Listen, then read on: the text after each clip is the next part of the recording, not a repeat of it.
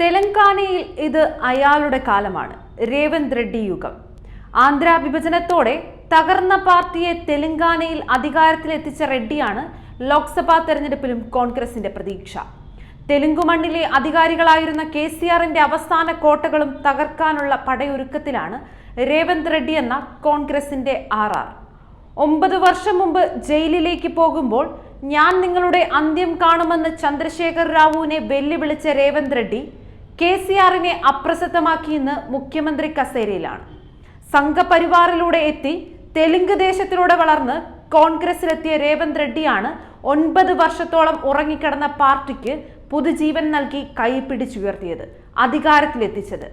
സംസ്ഥാനത്തെ 17 ലോക്സഭാ മണ്ഡലങ്ങളിൽ 14 എണ്ണത്തിലും വിജയിക്കുമെന്നാണ് റെഡ്ഡിയുടെ ഉറപ്പ്.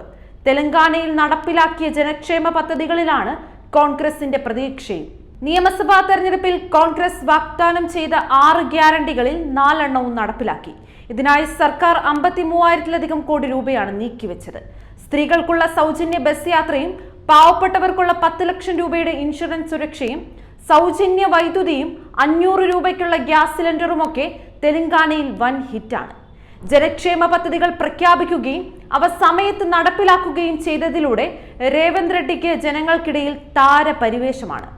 സർക്കാരിന്റെ വിലയിരുത്തലാകും ലോക്സഭാ തെരഞ്ഞെടുപ്പെന്ന രേവന്ത് റെഡ്ഡിയുടെ പ്രസ്താവന ആത്മവിശ്വാസവും ഇതുതന്നെ.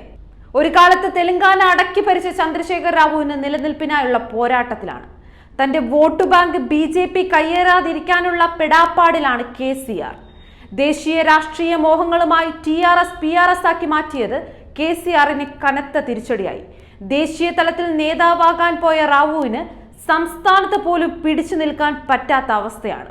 ഭരണം നഷ്ടമായതോടെ പാർട്ടിയിൽ നിന്ന് കൊഴിഞ്ഞു പോക്ക് തുടങ്ങി. കോൺഗ്രസിലേക്കും BJPയിലേക്കും നേതാക്കൾ ചേക്കേറുന്നു.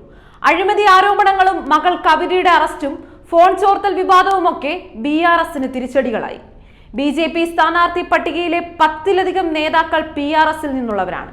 മുൻ ഉപമുഖ്യമന്ത്രി K ശ്രീഹരി അടക്കമുള്ളവർ ഇന്ന് കോൺഗ്രസിലുമാണ്. KCRനും BRSനും ഇത് ജീവൻ മരണ പോരാട്ടം.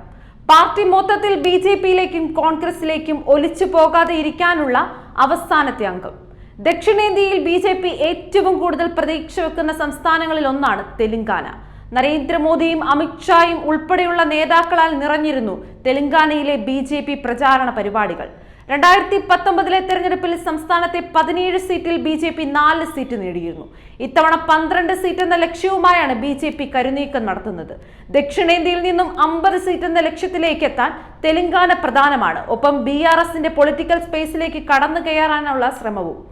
മെയ് 13-നാണ് തെലങ്കാനയിലെ വിധിയെഴുത്ത്. കോൺഗ്രസിനും BJPക്കും ഒരുപോലെ പ്രതീക്ഷകൾ. KCRനാകട്ടെ തന്റെ രാഷ്ട്രീയ ജീവിതത്തിലെ ഏറ്റവും വലിയ പരീക്ഷണവും. കോട്ടകൾ പിടിച്ചെടുക്കാൻ രേവന്ത് റെഡ്ഡിയും പഴയ പ്രതാപം വീണ്ടെടുക്കാൻ KCRും കൊമ്പുകോർക്കുമ്പോൾ തെലുങ്കിന്റെ മണ്ണും മനസ്സും ആർക്കൊപ്പമെന്ന് കണ്ടറിയാം.